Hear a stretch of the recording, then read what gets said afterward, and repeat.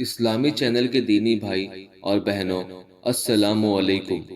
دوستو، آج کی اس ویڈیو میں ہم بات کریں گے اسلام میں زنا کی کیا سزا ہے، اور ساتھ ہی ہم 3 ایسی عورتوں کے بارے میں بتائیں گے جو زنا کر کے بے قصور ہوتی ہے۔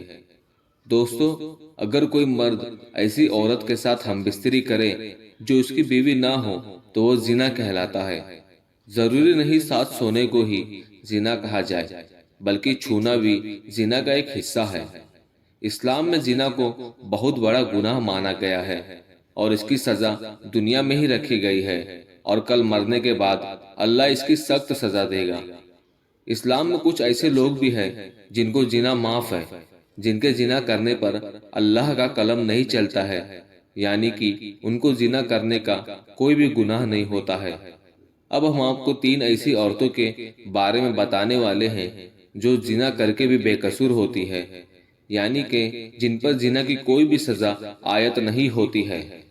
یہ 3 لوگوں کا عمل اللہ کی بارگاہ میں نہیں لکھا جاتا ہے۔ ایک مرتبہ حضرت عمر رضی اللہ عنہ کے دور میں ایک ایسی عورت کو پکڑ کر آپ کی بارگاہ میں پیش کیا گیا جس کے ساتھ میں زنا کیا گیا تھا۔ اس کا جرم ثابت ہونے پر آپ رضی اللہ عنہ نے اس عورت کو سنگسار کرنے کا حکم دے دیا۔ اب کچھ لوگ اس عورت کو پکڑ کر سنگسار کرنے کے لیے لے جا رہے تھے، اور ادھر مدینہ شہر کی اسی گلی سے حضرت رضی اللہ عنہ کا گزر ہوا۔ آپ نے دیکھا کچھ لوگ ایک عورت کو پکڑے ہوئے ہیں اور اس کو گھسیٹتے ہوئے کہیں لے جا رہے ہیں۔ اس عورت کا یہ حال تھا کہ وہ بہت تڑپتی ہوئی نظر آ رہی تھی۔ یہاں دیکھ کر حضرت علی نے ان لوگوں سے پوچھا کہ آپ اس عورت کو کیوں پکڑے ہوئے ہو اور اسے کہاں لے کر جا رہے ہو؟ تو یہ سن کر ان لوگوں نے کہا، یا علی، اس عورت نے زنا کیا ہے اور اسے سنگسار کرنے کی سزا ملی ہے، یعنی کہ اس کو سزا دینے کے لیے لے جا رہے ہیں۔ اتنا سنتے ہی حضرت علی رضی اللہ عنہ جلال میں آ گئے۔ آپ نے ان لوگوں کو پھٹکار لگائی اور کہنے لگے، اے لوگو، چھوڑ دو اس عورت کو، یہ بے قصور ہے۔ یہ سن کر وہ سارے لوگ حیران رہ گئے، اور پھر ان لوگوں نے اس عورت کو وہیں پر چھوڑ دیا۔ پھر وہ لوگ حضرت عمر رضی اللہ عنہ کی بارگاہ میں حاضر ہوئے اور کہنے لگے، یا امیر المومنین، ہم نے آپ کے حکم کے مطابق اس عورت کو پکڑ کر ہم سزا دینے جا رہے تھے، مگر راستے میں ہمیں حضرت علی مل گئے جنہوں نے ہمیں پھٹکار لگاتے ہوئے کہا کہ عورت بے قصور ہے، چھوڑ دو اس کو۔ اس طرح حضرت علی نے اس عورت کو چھڑوا دیا۔ تو یہ سن کر حضرت عمر رضی اللہ عنہ کہنے لگے، اے لوگو، اگر حضرت نے ایسا کہا ہے تو اس میں ایسی کوئی نہ کوئی بات ضرور ہے جس سے ہم بے خبر ہیں۔ جاؤ حضرت علی کو جلدی سے بلا کر یہاں لاؤ۔ دوستو، اس کے بعد وہ لوگ حضرت علی کے پاس گئے اور آپ کو بلا کر لائے۔ آپ کو دیکھ کر حضرت عمر رضی اللہ عنہ کہنے لگے، یا علی، آپ نے اس زناکار عورت کو کیوں چھڑوا دیا؟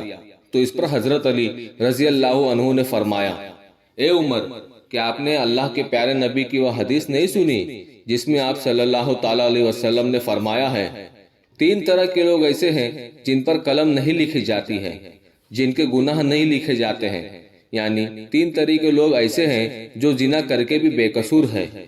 یہ سن کر حضرت عمر رضی اللہ عنہ علی سے فرمانے لگے کہ وہ 3 لوگ کون ہیں؟ حضرت علی فرمانے لگے، اے عمر، یہ 3 طرح کے لوگ ہیں، انہیں یاد رکھنا۔ پہلا نمبر، جو نیند کی حالت میں ہو۔ دوستو، حضرت علی رضی اللہ عنہ نے فرمایا، اے عمر، پہلا شخص وہ ہے جو نیند کی حالت میں ہو، یعنی کہ سویا ہوا ہو۔ جب تک کہ وہ نیند سے اٹھ نہ جائے تب تک اس پر کوئی بھی گناہ نہیں لکھا جاتا ہے۔